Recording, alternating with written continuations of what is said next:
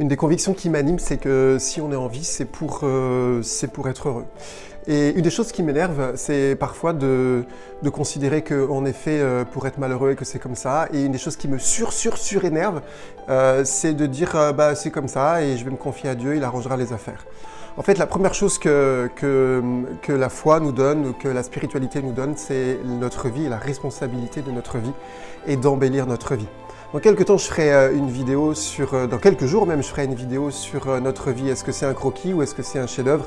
Et en fait, ma conviction, c'est que quand on a une vie spirituelle, notre vie doit être un chef-d'œuvre, une œuvre d'art. Ça ne veut pas dire qu'il n'y a pas de limite, ça ne veut pas dire qu'il n'y a pas de combat, ça ne veut pas dire qu'il n'y a pas de difficulté. Mais je suis invité à être l'artiste de ma vie. Je suis inspiré, je peux être inspiré, mais j'ai une matière première. Et en fait, la question qui m'est posée surtout en ce début d'année, c'est qu'est-ce que je vais faire de cette matière première? Qu'est-ce que je vais faire? Qu'est-ce que je vais dessiner? Quelles paroles je vais donner? Et comment je vais faire bouger et danser ma vie?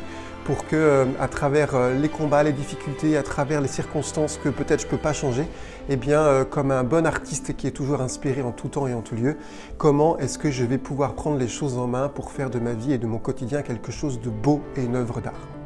Je laisse maintenant la parole à Aurélie qui a suivi ce programme qui va démarrer la semaine prochaine et qui pour moi est une de mes fiertés parce que l'objectif c'est précisément de permettre à chacun de faire de sa vie malgré les circonstances et surtout avec les circonstances et par les circonstances, une œuvre d'art. Bonjour!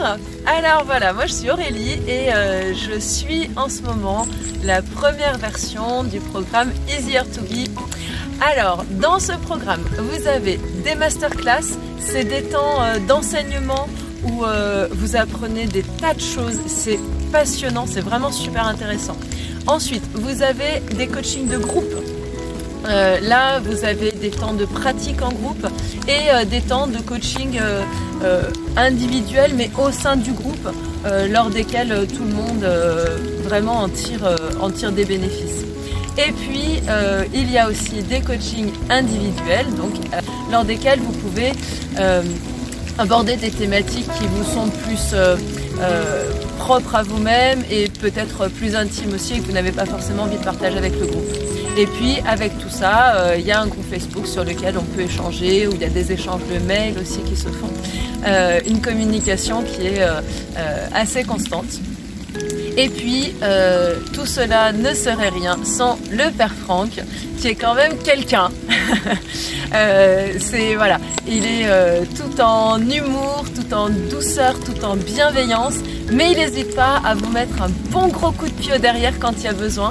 Et sérieusement, on avance, mais un truc de fou.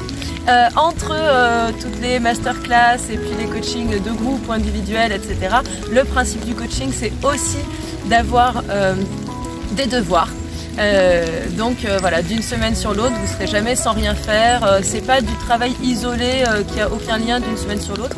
Au contraire, en fait, d'une semaine à l'autre, on avance. Et voilà, le but de suivre un programme d'accompagnement, c'est d'avancer. Donc si on veut avancer, il faut travailler. Donc voilà, mais c'est toujours fait avec toujours autant de bienveillance et si on coince sur certains points, voilà, le Père Franck est hyper disponible et puis on reprend des points justement sur les temps de coaching de groupe ou de coaching individuel, c'est là aussi pour ça et de toute façon on avance. Voilà, donc en gros on en sort grandi, c'est des pas de géant dans notre vie et vraiment foncez quoi.